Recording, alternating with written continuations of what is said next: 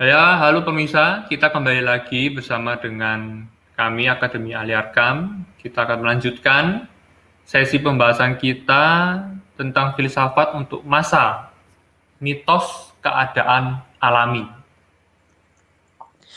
Ya, teman-teman, melanjutkan sesi kelima sebelumnya tentang abstraksi filosofis. Jadi, kalau kita bicara tentang abstraksi filosofis, itu kelanjutannya adalah yang biasanya disebut sebagai mitos keadaan alami.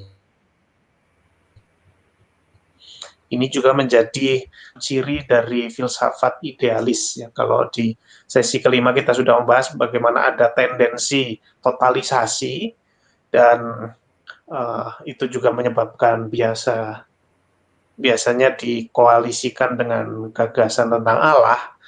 Nah, ini juga dekat dengan agama, yaitu mitos keadaan alami. Mitos keadaan alami itu seperti apa?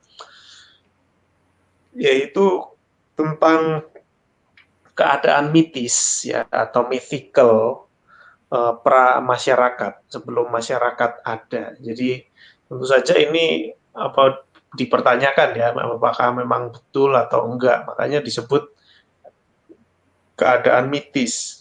Jadi di dalam mitos ceritanya yang paling terkenal tentu saja adalah cerita tentang Adam dan Hawa seperti digambarkan dalam lukisan ini ya. Adam dan Hawa yang kita sudah tahu bersama-sama ceritanya bagaimana Adam dan Hawa tinggal telanjang tanpa merasa malu, kemudian digoda oleh ular, ada pengetahuan yang pohon pengetahuan yang baik dan yang jahat, lalu mereka harus diusir dari taman itu dan menjalani kehidupan seperti manusia biasa, seperti yang kita kenal hari ini. Harus bekerja membanting tulang, lalu harus ada perang, ada konflik, dan lain sebagainya. Nah, keadaan mitis pramasyarakat ini, teman-teman, maksudnya. Nah, kita akan coba melihat di balik selubung mitos tentang keadaan pramasyarakat itu, ada apa sebetulnya? Kalau kita perhatikan, di balik mitos itu kan sebetulnya ada rujukan ke keadaan sekarang ya, yang dikatakan disebabkan karena dosa, disebabkan karena pelanggaran manusia. Dan karena dosa itu lalu ya ini kita jadi ada dalam keadaan sekarang ini ya dengan kompleksitas hubungan seksual, harus bekerja untuk makan, tadinya kita tinggal ambil aja di pohon-pohon di taman, lalu harus berjeri lelah mengejar pengetahuan, sementara sebelumnya itu sudah tersedia di pohon, begitu. Nah, secara materialis, kita bisa melihat bahwa mitos ini adalah abstraksi atau ekstraksi dari keadaan sekarang. Ya. Jadi ada yang ditarik dari situ, uh, dari keadaan sekarang yang penuh dosa, penuh pergumulan tentang hubungan seksual, bekerja untuk makan, berjeri lelah mengejar pengetahuan itu, lalu dari situ diabstraksikan ke mitos angan-angan keadaan sebelumnya. Jadi di sini mitos ini memerankan fungsi sebagai balikan kenyataan atau inversion ya. Balikan kenyataan material kondisi keberadaan manusia, di mana di situ ada reproduksi seks, produksi dan pengetahuan. Nah,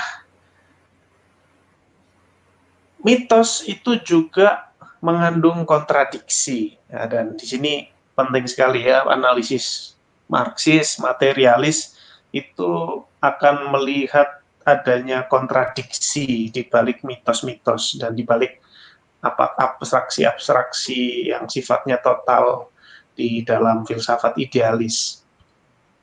Nah, kenapa dalam mitos ini akan ada kontradiksi ya? Karena pertama-tama waktu mitos ini dibentuk supaya mengena, dia harus menyentuh pengalaman praktis dan kenyataan kondisi massa, ya. Di mana pengalaman praktis dan kenyataan kondisi massa itu tadi kan adalah yaitu hubungan seksual, harus melakukan proses produksi dan kerja-kerja pengetahuan. Jadi mitos itu mengambil unsur-unsur itu, ya, lalu dibuat cerita dari sana, diabstraksikan. Nah, kemudian mitos ini juga, di balik mitos ini terutama sebetulnya bukan tentang keberadaan figur-figur dalam cerita, ya. Jadi bukan apakah ular itu memang bisa sungguh-sungguh bicara, atau ada Tuhan yang berjalan-jalan di Taman Eden, atau memang betulkah dulu tuh ada Adam dan Hawa. Tetapi adanya konflik yang dipertaruhkan. Ya, ada konflik yang dipertaruhkan di balik cerita itu.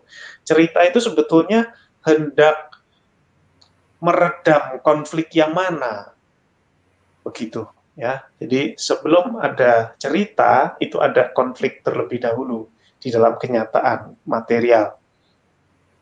Nah, karena dia berusaha meredam adanya suatu konflik, maka di sisi lain dia juga bakal selalu dihantui oleh lawannya yang ia reproduksi, ya, yang ia reproduksi. Jadi setiap mitos itu akan menciptakan lawan, dan justru ketika mitos itu diceritakan turun-temurun, terus-menerus, maka lawan itu juga ia reproduksi karena akan selalu tersebutkan di dalam cerita.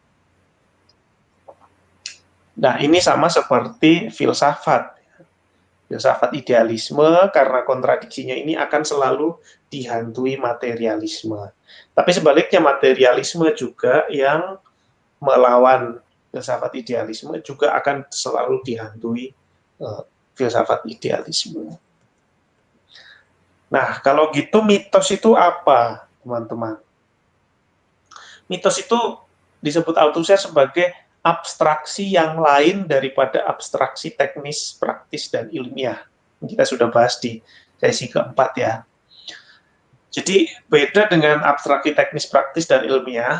Abstrak ini adalah, mitos ini adalah abstraksi yang tidak hendak memproduksi pengetahuan tentang benda-benda yang eksis di dunia.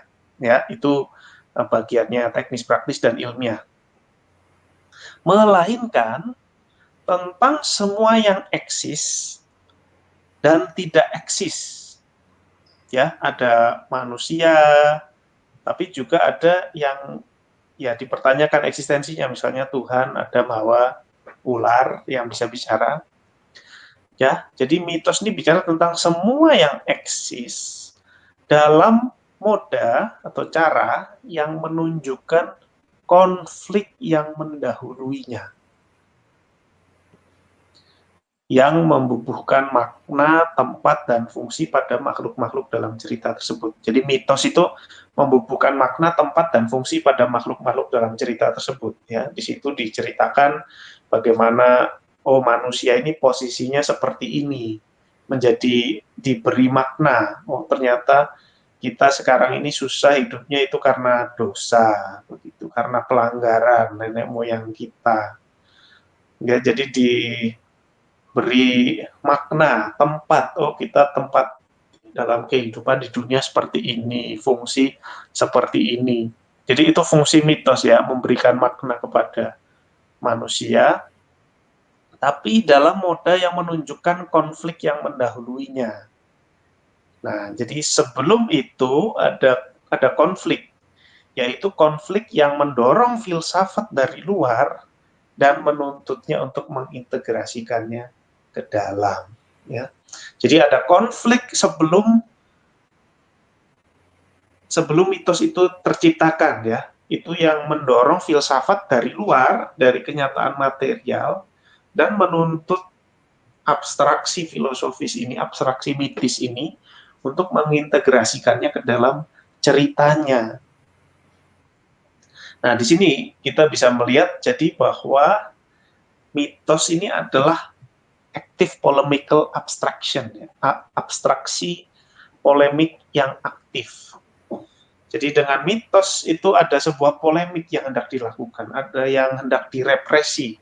Misalnya kalau dalam cerita Adam dan Hawa, misalnya ya, itu adalah bisa kita baca sebagai konflik apa namanya agama dari kelompok agama yang menekankan memberi makna pada manusia bahwa mereka sudah berdosa begitu, atau atau dari konflik-konflik yang lain di luarnya yang menuntut supaya konflik itu diintegrasikan ke dalam. Nah, jadi mitos itu mengabstraksikan konflik yang ada dalam kenyataan dan dia berusaha meredamnya, tapi dengan upayanya meredam itu dia juga melestarikan konflik itu dan mereproduksi lawannya. Dan disinilah kita menemukan kontradiksi. Ya teman-teman, sampai di sini sesi kita. Jangan lupa untuk subscribe, like, follow, komen, add, dan share akun-akun media sosial kami. Ada di YouTube, Instagram, dan juga Facebook. Sampai berjumpa di sesi yang ke-7.